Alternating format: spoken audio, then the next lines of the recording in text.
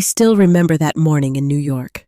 The way the autumn wind cut through the avenues between skyscrapers, crisp and sharp, as if some invisible hand was reminding me that a turning point was coming.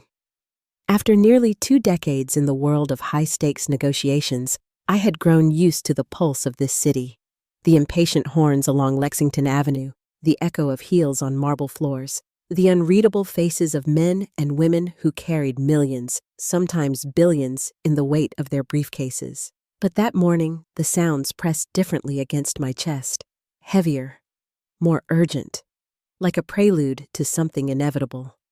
My name is Elizabeth Hartman, 44 years old, International Negotiations Director at Summit Corp. To the outside eye, I was just another executive woman in a tailored navy suit, hair swept neatly into a bun, walking briskly through the polished corridors of our Manhattan headquarters.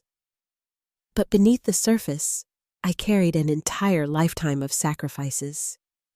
Years spent trading pieces of myself for pieces of contracts that held the world together. I came from a small town in the Midwest, the daughter of a school teacher and a nurse. My parents raised me to believe that honesty and knowledge were the only wealth no one could steal. I fell in love with languages as a girl, sitting for hours in the dusty library, tracing the shapes of French verbs, whispering Japanese sounds to myself, stumbling through German syntax until it felt like music. Language became my key to the wider world, and eventually, it carried me into the boardrooms where destinies were rewritten in ink. For nearly 20 years, I gave everything to Summit Corp. I had pulled contracts back from collapse at the 11th hour, noticed translation errors that could have cost hundreds of millions, and learned how to quiet a storm of tempers with a single calm sentence. They called me the heartbeat of the table, because when I sat down, the chaos subsided and trust could finally breathe. But there was always a cost. My marriage disintegrated under the weight of my absences. My daughter grew up largely without me. I missed birthdays, graduations, even the small, ordinary evenings that matter most. I told myself I was doing it for her future, for stability, for pride. But deep down, I knew I was also doing it for me, for the simple, stubborn need to prove that a girl from nowhere could sit in rooms where even presidents paused to listen. And then came Victor Kane, 38, the new CEO of Summit Corp. He had everything the press adored: height, sharp suits, a smile polished for magazine covers, speeches that sounded more like screenplays. He had been with the company for less than 2 years, but already he moved as if the building had been built for him. He wasn't interested in bridges of trust. He wanted stages, headlines, and photo ops. The first time I heard him say, "younger energy," we were in the executive lounge. He swirled his expensive coffee, spoke casually, but his eyes were fixed and deliberate. "We need a fresher image, Liz. A younger team." I smiled politely, nodded as though it didn't sting, but something inside me tightened. I knew then, it was the kind of phrase that carries the weight of a storm. And the storm was moving closer. 6 months of preparation had led to this day. A $2 billion signing ceremony with 12 global CEOs, gathered in Liberty Hall under crystal chandeliers and walnut-paneled walls. I had orchestrated every detail. Seating charts balanced egos like scales, menus honored cultures, translators stood ready in discreet corners. It was flawless, or at least, it should have been. Clara, my trusted assistant, hurried over, lowering her voice. "Liz, I think he's planning something. I saw a note on the PR team's schedule. Leadership refresh, scheduled for the signing." Her eyes searched mine, anxious. I placed a hand lightly on her arm, offered her the kind of smile that hides as much as it reveals. "Thank you, Clara. If the storm is coming, let it. Sometimes storms don't destroy. They clear the ground." I turned back to the folders I had prepared, my fingertips brushing over the contracts. My pulse was steady. I wasn't afraid. Not anymore. because I knew in my bones that the storm about to break inside Liberty Hall was one I had already prepared for. The room shimmered that morning, Liberty Hall glowing with amber light from the chandeliers that caught in the crystal water glasses set precisely before each seat. 12 CEOs, the most powerful figures in their industries, were gathered around the oval table, pens poised above contracts worth $2 billion. Months of work had led to this single moment, and I had prepared for it as though it were a delicate performance. Every chair placed to balance egos, every interpreter briefed on subtle turns of phrase, every detail tuned to the harmony of trust. It was my masterpiece, and yet, as I stood at the edge of the room reviewing the final seating plan, I felt it before I saw it, that shift in air, the kind that precedes a strike. Then his voice sliced through the quiet like glass. Elizabeth Hartman will no longer be needed. Security, escort her out. For a second, the words didn't register. They hung in the air, too sharp, too surreal. Then they landed, heavy as a verdict. My chest tightened, not with fear, but with the strange, cold clarity that betrayal brings. Every eye turned toward me. 12 CEOs, assistants, legal staff, their pens stilled in midair, their gazes fixed on the spectacle Victor had choreographed. He stood in the doorway with the confidence of a man certain the stage belonged to him, his leather folio already spread across the chair that had been mine. He didn't lower his voice because humiliation was the point. I rose slowly, the weight of 18 years pressing down on my shoulders. I thought of nights spent in airport lounges, flashcards of Mandarin propped up against styrofoam cups of coffee, of mornings when I shifted between German and Japanese in the span of a breath to save a contract from collapse. I thought of my daughter's 16th birthday, the empty chair at her party because I was across the ocean mediating a summit in Zurich. I thought of my husband's eyes when he told me he couldn't stay in a marriage where I was never home. All those sacrifices had kept this company afloat, and now here I was, dismissed like an afterthought. I looked around the room and my eyes caught those of Mr. Takahashi, the CEO from Tokyo. He gave me the faintest nod, not sympathy, but recognition. He knew. Perhaps they all knew. Victor's smirk deepened as he took my seat. He had been rehearsing this moment for weeks, maybe months. To him, it wasn't just a change in personnel, it was a coronation. He wanted this removal to be theater, his debut before the titans of industry. And yet, what he didn't know was that this stage, he claimed, had already been wired with explosives of his own making. I remembered clearly the day, 6 months earlier, when I first drafted the diplomatic clause. Too many times I had watched carefully built deals crumble because a company swapped its negotiator at the last minute. Trust is fragile. You can't build it over months and then hand it off like a baton. So I crafted the clause, tucked neatly under paragraph 14 of mutual obligations. It was simple.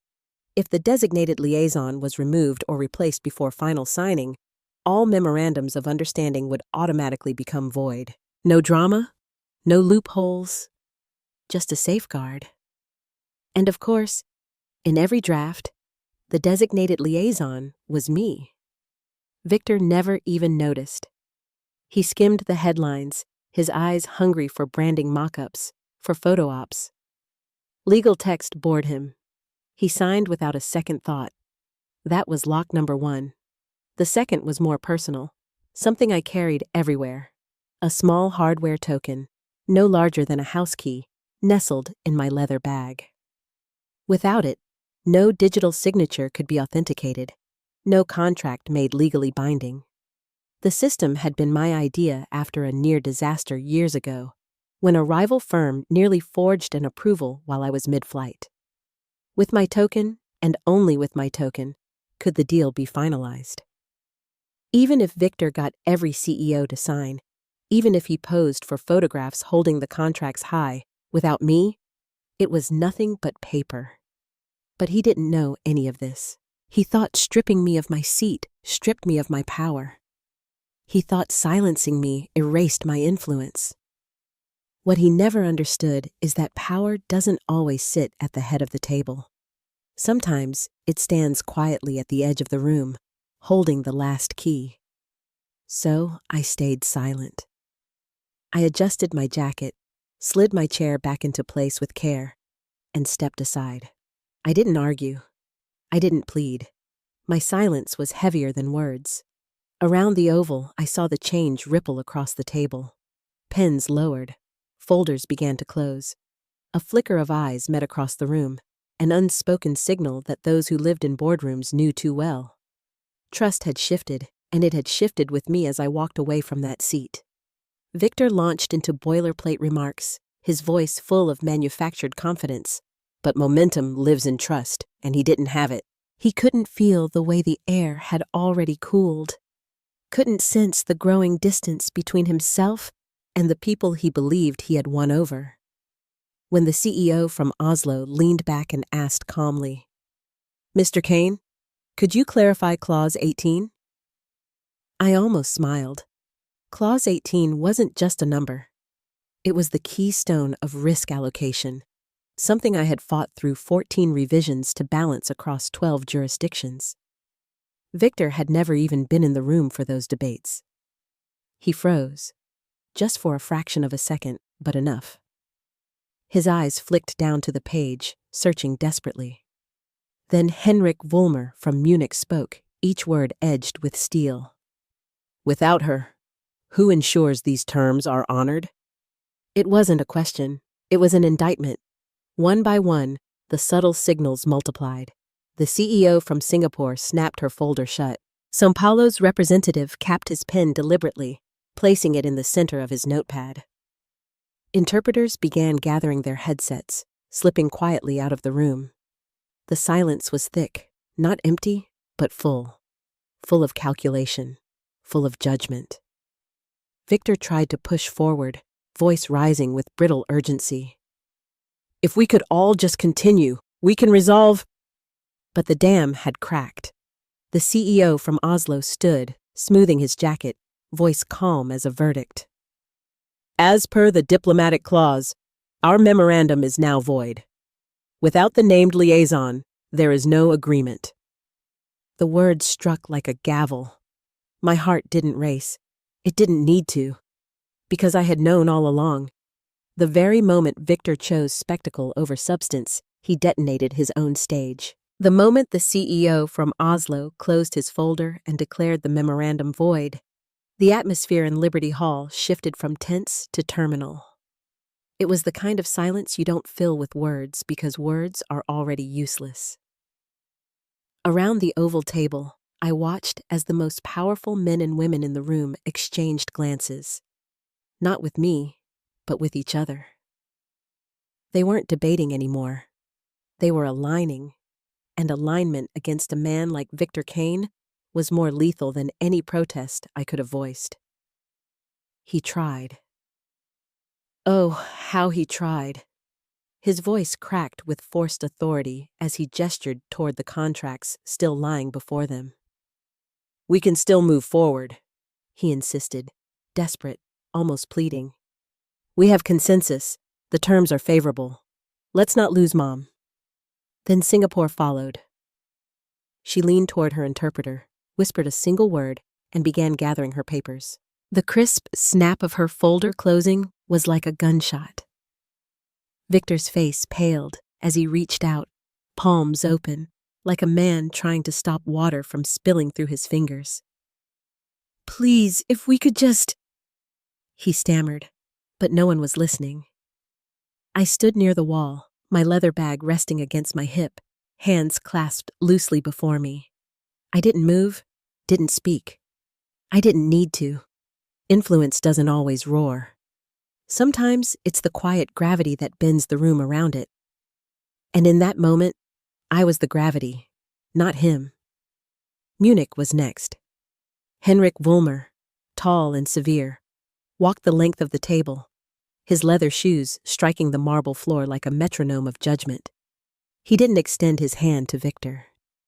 He extended it to me. His grip was firm, his gaze steady, and he said just one sentence, low enough for only me to hear. "You were always the deal." Then he released my hand and left. I felt something twist inside me, not triumph, not yet, but recognition, a confirmation of what I had always known and what Victor never could grasp. Deals weren't about signatures. They weren't about logos, branding, or youth. They were about trust, and trust cannot be stolen, only earned. Victor must have seen it in my eyes because his jaw clenched, his polished facade beginning to fracture. He raised his voice, too loud now, too sharp. "Sit down, all of you. We can renegotiate terms. We can salvage this." His desperation was naked, and in that nakedness, his authority dissolved. Toronto's CEO stood, but she didn't take her pen. She left it lying in the center of her folder, ink tip pointing away. In certain circles, that gesture is final. It means the deal is abandoned forever. Victor saw it, I saw it, and so did everyone else. She walked out without a word, her silence heavier than any declaration. The room was emptying faster now. Chairs scraped against marble. Aides whispered hurriedly. Interpreters filed out with notebooks pressed to their chests. Every departure was another fracture, another crack in the facade Victor had tried to erect around himself. The noise of shoes on marble grew fainter until only a handful remained, and then Munich's words replayed in my head. "You were always the deal." For the first time since Victor had stripped me of my chair, I allowed myself to breathe fully, to feel the deep current of vindication moving through me. Not joy, not vengeance, just the steady, grounding truth. Victor, meanwhile, looked like a man drowning. He rifled through the folders as though sheer speed could conjure an answer he didn't have. His face was flushed, his voice raw. He tried to rally, barking at the legal team to intervene. But when our chief counsel's voice came over the speakerphone, clipped and cool, even that hope was extinguished. "Mr. Kane, without Ms. Hartman's participation at the final signing, Clause 14 nullifies all memorandums of understanding. Without her encrypted digital signature, the contracts cannot be authenticated. They are invalid." The words landed with finality. Victor's head dropped forward for a moment, his hands gripping the edge of the table as if to anchor himself against the reality washing over him.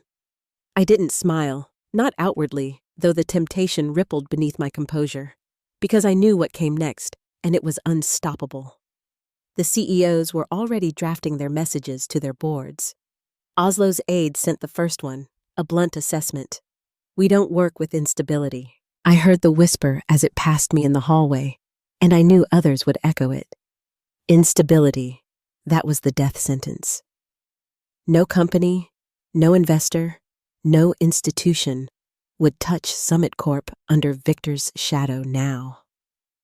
By the time I stepped into the corridor, the once bustling Liberty Hall was hollow. The chatter of interpreters, the shuffle of aides, the confident hum of CEOs, all gone. What remained behind Victor was silence and the bitter echo of collapse. I walked slowly toward the elevators, each step lighter than the last. Behind me, I could still hear Victor's voice, sharp and desperate, rising like a man shouting against an ocean tide. "Draft a statement. Spin this. Strong leadership, stability. No one says void. Do you hear me? No one says withdrawal." But reality was already rewriting itself, faster than his words could catch it. I didn't turn back. I didn't need to. Collapse has a rhythm, and after all these years, I could hear it clearly without seeing it. He hadn't just lost a deal.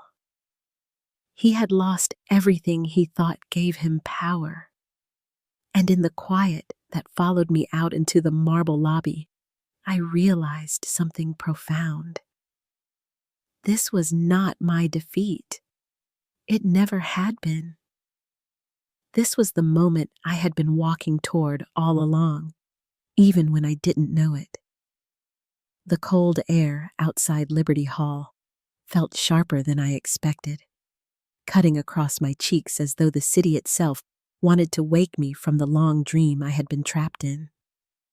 The marble steps stretched before me, crowded with the rhythm of New York, pedestrians rushing past, cabs honking in defiance of red lights, a city forever indifferent to the private victories and defeats happening inside its towers. And yet to me, that air was different, cleaner, as if every breath I drew was the first I had taken in years.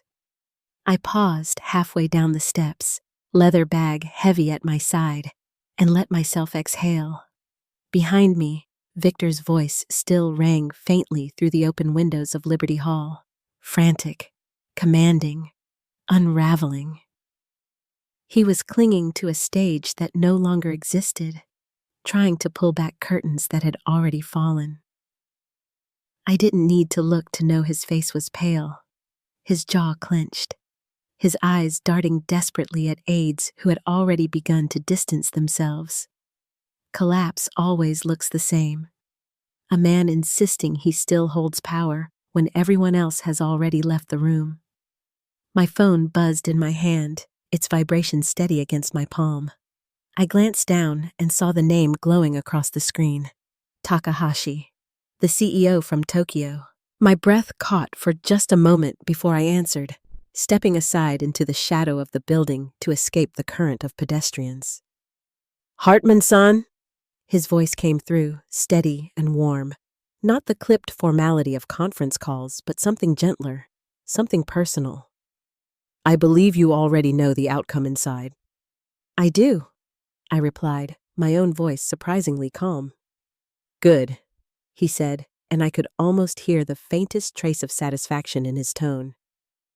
"We would like you to serve as our direct advisor for the next phase of this project, not as an employee of Summit Corp, but as an independent lead negotiator with full authority and the budget to match." For a moment, I closed my eyes, letting the words settle inside me. Independent, full authority. Those weren't just contractual terms. They were liberation. I thanked him carefully, keeping my voice professional, though my chest felt lighter with every second. When the call ended, another notification flashed almost instantly. This time, a text message. "If you are available, we would like you to lead our portion of the venture. Same conditions. Only if you are at the helm. Signed, Henrik Wulmer, Munich." I stood there in the autumn sunlight, phone buzzing in my hand, and realized what was happening. They weren't salvaging scraps of a broken deal. They were rebuilding it, but this time around me, not Summit Corp, and me, not as a silent engine behind the curtain, but as the one holding the pen. The third message arrived minutes later, from a number I didn't recognize at first. The text was brief, its tone unmistakable. "We are prepared to sign once Elizabeth Hartman is confirmed as lead negotiator." The sender, a major institutional investor who had wavered for months. My heart beat faster, but not from panic. It was the pulse of vindication, the rhythm of a truth I had always known, but never been allowed to say out loud. I was the deal. I had always been the deal. Summit Corp had borrowed my name, my reputation, my sacrifices. But the trust had never belonged to the company. It had belonged to me. I started walking, not toward the subway, but toward a quiet cafe I knew a few blocks away.